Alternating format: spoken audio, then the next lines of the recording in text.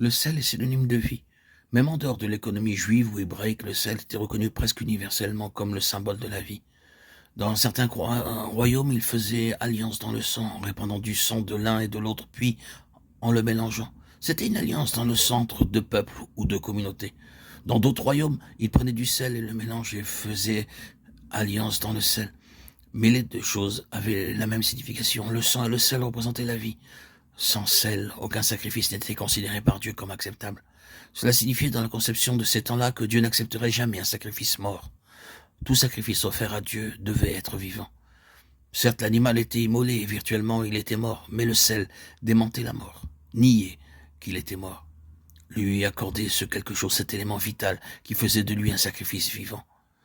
Le Seigneur Jésus a dit, vous êtes le sel de la terre, Matthieu 5, 13. Et Paul dit, je vous exhorte à offrir vos corps comme un sacrifice vivant, Romains 12, 1. Salé de sel fut une expression du Seigneur Jésus, Marc 9, 49. Du sel à discrétion, Esdras. Ceci se trouvait dans le témoignage de restauration de Néhémie. Voilà la vie plus abondante, la vie abondante. C'est là le témoignage que le Seigneur cherche, cet élément vital. Vous êtes le sel de la terre. En d'autres termes, vous êtes la vie même dans ce monde mort. En dépit de toute la mort qui se trouve ici-bas, le Seigneur dit, au milieu de tout cela, vous êtes la vie même de ce monde, environné par la mort. Vous êtes la vie du monde, vous êtes le sel de la terre.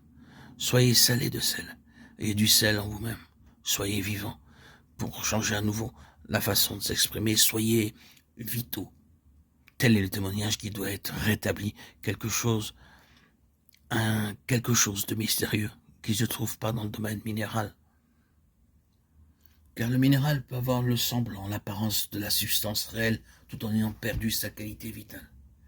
Si le sel perd sa faveur, vous pouvez avoir tout le semblant, toute la profession, toute l'apparence extérieure, mais quelque chose s'en est allé.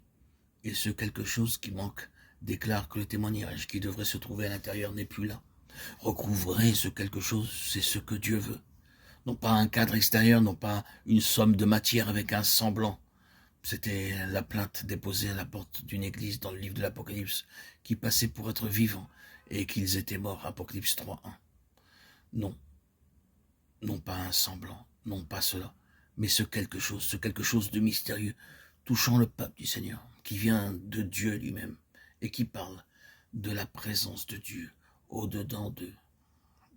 Nous trouvons des illustrations de ceci dans l'Ancien Testament. Nous trouvons Élisée et les hommes de Jéricho qui un jour vinrent à lui dire « Le séjour de la ville est bon, il plaît à tout point de vue, mais les eaux sont mauvaises et le pays est stérile. » 2 Rois 2.19. Ici, nous voyons la marque de la mort. Vous savez bien entendu d'où cela provenait.